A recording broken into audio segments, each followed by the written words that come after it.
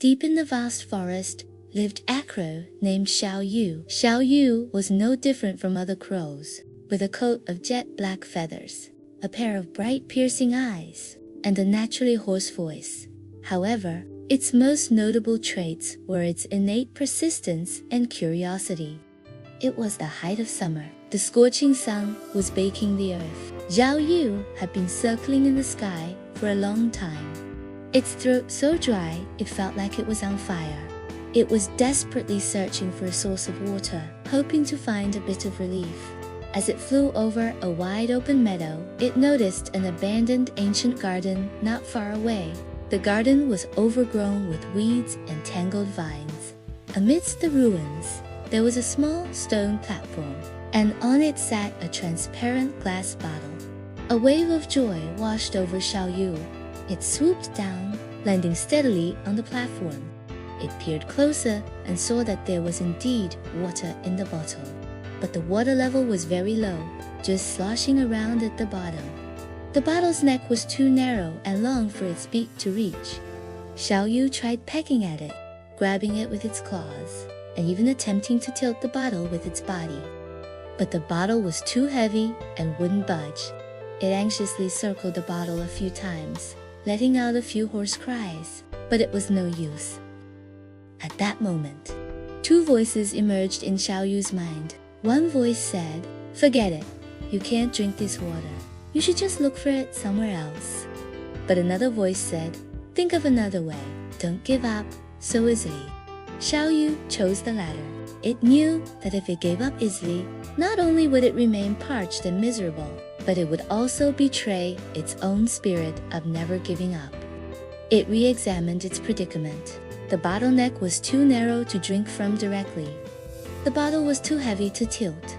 The water level was too low for its beak to reach. How could it make the water level rise? Xiao Yu's mind worked quickly. It remembered how it would carry twigs and mud back to its nest when building it. What if it put things into the bottle? Would the water level rise then? It looked around and its eyes fell upon a pile of small stones next to the platform. The stones were of varying sizes, smooth and rounded. An idea sparked in Xiao Yu's mind. A bold one. It decided to give it a try. It picked up the smallest stone with its beak and carefully dropped it into the bottle. The stone fell into the water with a quiet plop, creating a small ripple. Xiao Yu stared intently at the water's surface, only to find that the level had barely changed. It didn't lose heart and continued to drop in a second stone, then a third. As more and more stones fell into the bottle, a miracle happened.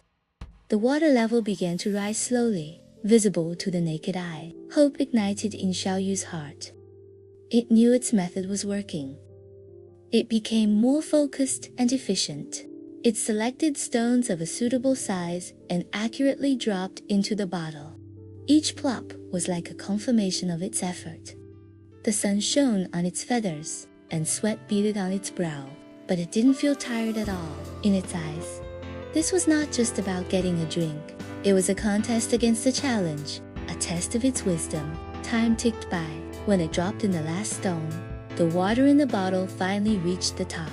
The clear surface shimmered red in the sunlight, as if smiling at it.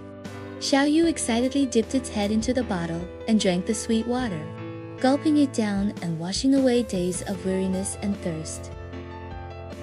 After drinking its fill, Xiao Yu contentedly preened its feathers, filled with a sense of accomplishment. It looked at the stone platform below and the dwindling pile of stones, realizing profoundly that facing a challenge isn't scary. What's scary is giving up when you face one. As long as you are willing to use your mind and find a way, even the greatest difficulty will eventually be solved.